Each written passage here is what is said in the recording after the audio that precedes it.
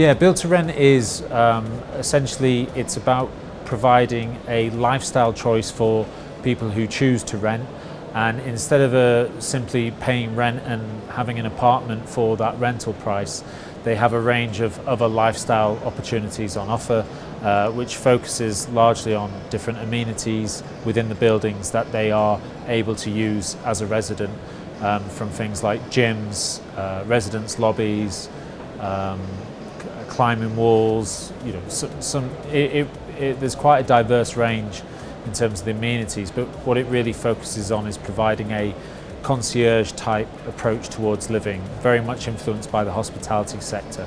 So it's trying to give people a lifestyle but also convenience.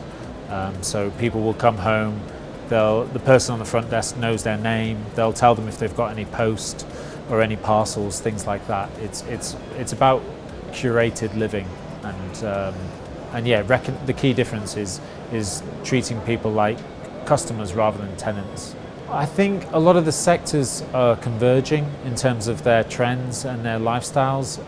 So again, bringing it back to what we talked about with build to rent as a residential sector lends itself heavily from the hospitality sector, and we're also seeing trends within the commercial workplace sector borrowing from hospitality and residential as well. So really we think that the kind of much more siloed elements of our industry are becoming more and more entangled and kind of merging into one. And I think again the pandemic has maybe accelerated some of those instances.